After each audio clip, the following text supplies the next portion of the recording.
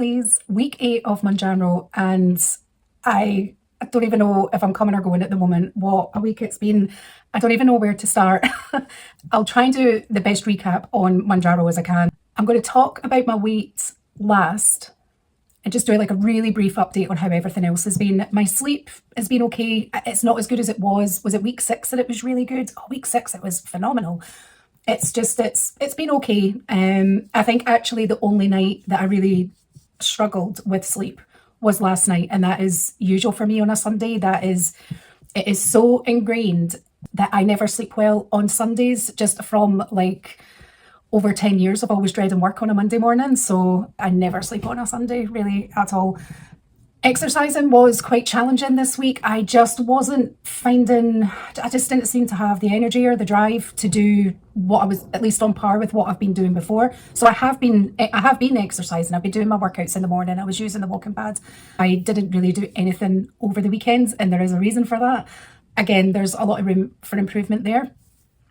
My fasting has been pretty much the same. For those of you that are new, if you've not seen any of my videos before, I do intermittent fasting every day. It's something that I was doing for a really long time before Mounjaro, and I usually fast for an average of around 16 hours a day.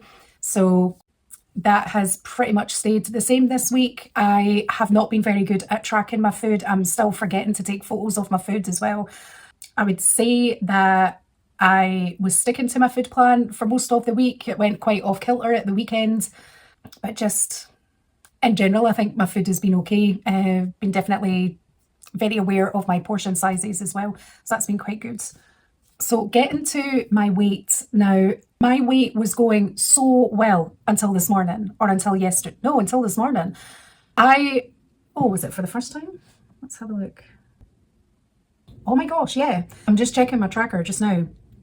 For the first time since starting Mounjaro, I was losing weight every day this week. Every day I went on the scales, I was losing weight. And I said in my last video, so week 7 overall was a gain of 0.4 pounds.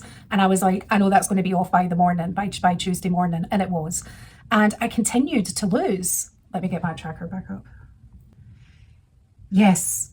Oh my gosh. So I was losing 0.4 to Friday I maintained. Saturday I lost 0.8. Weighed in Sunday, 1.2. So by the time I'd weighed myself on Sunday, I was like 3 pounds down for the week. And I thought, oh, this is so good. I'm so happy, finally. I'm probably just one of those where it takes a couple of weeks for your body to get used to it or whatever. And oh my gosh. So my brother was over, and I said to him, I really hope I have the same weigh-in tomorrow, because that means I've lost 3 pounds this week. But no, that's not what happened. And instead I weighed myself this morning and I gained 3.2 pounds overnight. I don't even have the words. Oh God. And the thing is, Mondays aren't even my official weigh-in day. It's only because I take my Mounjaro on a Monday that's why my weigh-ins on Mondays are so important. Ultimately, when I created my weight tracker at the start of this year, my weigh-in days were Wednesdays, because in 25 it starts and ends on a Wednesday. So I changed my weigh-in day to a Wednesday, which is still going to be significant, but I mean, for the purposes of these videos and for the purposes of tracking how I'm doing week to week on Mounjaro, like, I have the worst weigh-in on a Monday. It is so frustrating. So there are a number of reasons of why this could be the case. I think the biggest and most crucial reason why my weight has gone up is because my period is due tomorrow. And for years, I mean, every sort of couple of years, my symptoms will change in relation to my period, but for a very long time, like 4 years, I would always, about 5 days before my period was due, I would start retaining water, and I could literally feel myself getting bigger. I could see it, I could feel it and see it everywhere, and I was just retaining so much water. And then the first day my period comes, I'm back and forth to the toilet all the time, because all my water retention is finally coming out. So my period is supposed to be due tomorrow. We'll wait and see. I mean, I hope it's not towards the end of the week, but I'm thinking it's more than likely due to that, because yesterday I didn't eat well. Like, I wasn't making good choices, but I ate very little. I didn't eat a lot throughout the day. So I know it's not, I mean, there'll be a slight element of what I ate, but overall, when you think of my daily consumption, I don't think it's detrimental enough to gain 3 pounds overnight. Yesterday, I was so thirsty all day. I was drinking so much water, but I was really aware at how little I was actually going to the bathroom. I mean, here's my water bottle. This is 800 mils. Yes, 800 mils. And I went through 3 of these, and you'd be lucky if I went to the bathroom once. And even then, it wasn't, yeah, a bit too much information. But I thought, I'm not that dehydrated. And when I went to bed, I just felt it. I felt bigger. And I was like, is this because of my period? Is it because I was drinking? Is it because of this? Is it because of that? I don't know.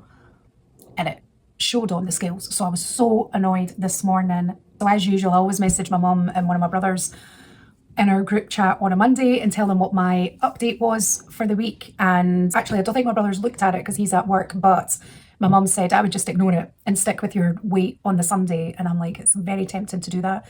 But I'm just going to see how the next couple of days go.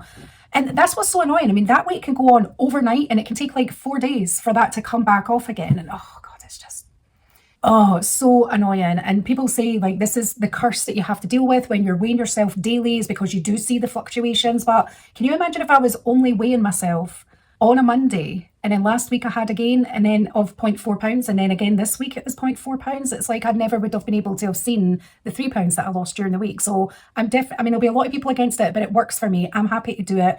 You know, I'm not beating myself up all day about this at all. It's just going back over the weekends. And I'll tell you why, like I'll tell you about the week that I had.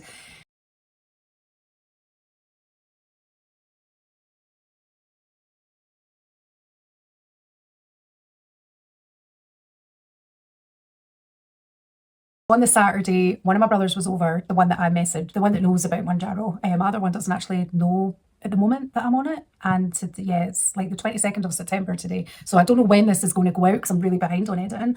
But eventually he will know. And so, yeah, so my brother was over. We ended up having drinks on Saturday. Oh my God, we stayed up so late. It just meant that yesterday I ended up having a really lazy day. And because of that, this is what happens to me with my fibromyalgia. I'm one of the few that most people, oh, I'm going off on so many tangents here. Most people with fibromyalgia need to rest all the time. I kind of fall into the category where if I rest too much, it's actually more detrimental. I end up being in way more pain. I suffer a lot more. So I have to kind of keep active. I have to keep myself moving. And anytime I have a day like yesterday, if I have a lazy day where I'm mostly just on the couch, I'm just chilling out, watching TV, by the time I go to bed in the evening, my back is crippling with pain. And that's exactly what happened last night. So I had back pain all throughout the night. I was really struggling to get to sleep. And like I've woke up today and it's just as bad. So I didn't do a workout this morning because I was too sore. I just couldn't. I thought, oh, just do it gentle. And I thought, no, I'm just going to go on the walking pad today and just gradually build up my strength just over the next day or two. God, tomorrow I need to cut my grass as well. And I need to dye my hair at some point for the weekend as well. So like I've got lots of things to keep me nice and busy and active now. But between that and the week that I had where I spent a lot of time at my laptop, which wasn't planned or expected, I think because of the back pain, I might be having a bit of inflammation as well. And I've not taken painkillers. I find that they kind of make the inflammation worse, but I don't know if I'm going to have a choice today or if it means getting a good night's sleep tonight. I'm probably going to have to take painkillers just so that, just to try and help with my back. Anyway, so not only did I have the frustration of the weight gain overnight on the Monday, this time last week was when I found out that Eli Lilly are changing their pens so that we no longer have the golden dose. And I literally was just like, I have picked the worst time to be doing Mounjaro. Within 3 weeks of me starting, the prices went up. And then like a month after that, now we're changing the pen. So something that I wasn't even going to use the golden dose initially to begin with. I was just, I was going to do it all by the book completely. And then because of the price increases, I was like, okay, how can I actually make this work? How can I make this as cost effective as possible? And now I can't even do that. I'm just, oh my gosh. I mean, I can still afford to do it. And I was counting today how many doses that I have, because I was mentioning in my last video about possibly doing some sort of a additional dose for when Billy is home. And I was thinking about this and I can't remember if I actually confirmed it in my last video, but what I've decided to do well, let's say over a month, so over 2 rotations when Billy's away at work. When he leaves on a Monday, I take my 2.5 milligrams in the evening on the Monday. The following Monday, I do the same, 2.5 milligrams. But on the Thursday, when he's coming home, I'm going to take 1.25 milligrams. So I'm going to take half a dose, just as a little bit of a boost to get me through the weekend. And hopefully I don't have what I dealt with the other week with him being home. So that where I am food and fitness wise when he is away at work, hopefully that can carry on in the weekends. And I know a lot of people will say, it sounds like you need to work on your behaviors, or these are your habits. You shouldn't be you shouldn't be using the drug, it should be this or that. And that will happen, but for now I'm going to use the drug to try and help in this process. Because the whole thing with using Mounjaro is it's great for reducing food noise. I'm recognising that during these times that my food noise is louder. So I'm just wanting to do a little trial to see if I have that little bit of a boost, does it help?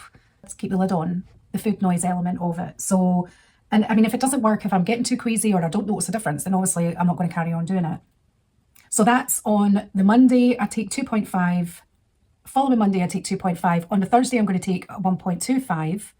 And then the following Monday, repeat 2.5, 2.5, 1.25.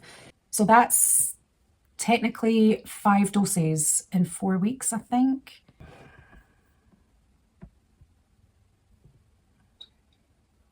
Yeah, so the equivalent of using a pen 5 times. Obviously, I'd be administering it 6 times.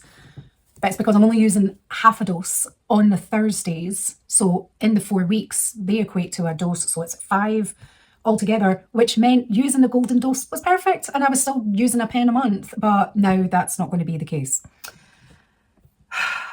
And I know that the supplier that I'm with, they are the cheapest on the market for the 5 milligram pens. So there are people that will go up a level to the next pen and use it for like microdosing in a sense, because they're not using the full dose of the pen, the full strength of the pen. And instead of buying a 2.5 milligram pen and using that for a month, they'll buy a 5 milligram pen, administer 2.5 milligrams, and therefore the pen lasts 2 months, making it more cost effective. And this goes against everything that manufacturers say. And this is why we put disclaimers in our videos, because this is only what I'm doing. And I've only been able to figure this out because I've watched so many other examples of other people figuring out their own way to do it. And you don't know until you try. And I very much at the beginning was so against doing any kind of altercation because I wanted to do it as the manufacturers prescribe and what all the studies say work and all this kind of side of it. But with all these changes that they're making, it gets your mind thinking and you think, oh, maybe I could do this, maybe I could do that. And you see so many other people changing it, doing it in a way that they've made it adapt to them and it works for them. And I'm thinking, well, I'll give it a go and I will see. And obviously I'll report on here how I get on. But I'm very, very good at listening to my body. And if something isn't working, I know when to intervene. I know when to, change that. And I'm not advising that anyone does anything that I do. I'm just sharing my experience. So I'm not a health provider. I'm not a medical expert. I'm just someone that's trying to figure this out for themselves. That's all this is. So that's it for all of the Mounjaro update.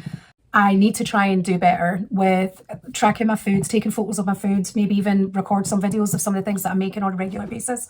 Whoa, now that just reminded me. So I purchased this flavoured inulin powder from Supreva. I think that's how you say it. And I saw a YouTuber mix it into her Greek yogurt.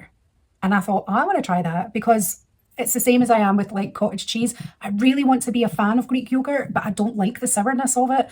And it's the same with cottage cheese, and I kind of have to mix it in with other things, and I'm only using it in little portions.